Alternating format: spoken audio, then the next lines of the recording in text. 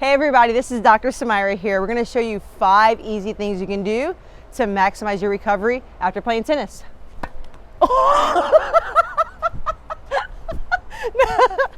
Don't take that personal.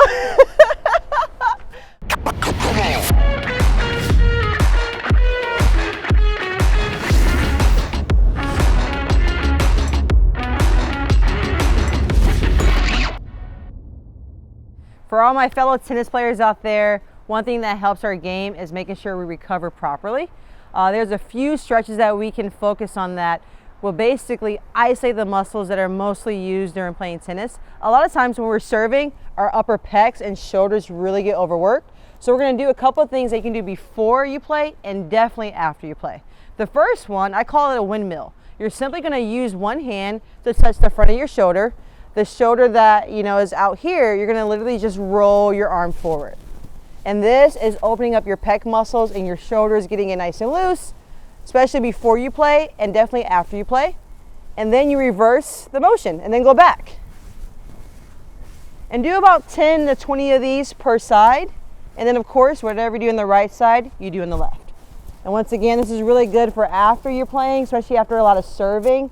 And it gets your shoulders nice and loose before you start playing as well.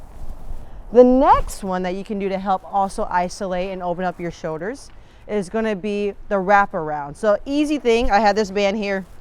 You can get this in the office. You can also, if you're at home, use anything you can hold on to. I like to use a broomstick or a towel. You're going to simply hold on to whatever you're holding. Make sure your arms are parallel with your hips, a little bit wider than your hips. Simply keep your arms straight. And then slowly bring it above your head, keeping your arms straight, and then all the way behind. And then repeat. One thing you want to make sure you don't do is you get here and bend your arms. Make sure they stay straight and go all the way back.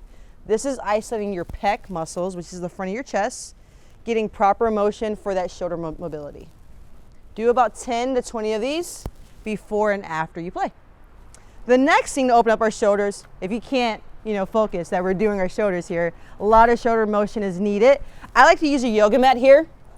If you're on the tennis court, do this at home, wherever you can do it. Make sure you're on your belly. You start on your belly. You're simply going to have your arms straight out. I'm going to start on the right side. Keep this arm straight. I'm going to roll to my right. Roll all the way over as my shoulder opens. And this arm can either hang out here in the leg or bring it as far back as you can. Hold for 20 to 30 seconds.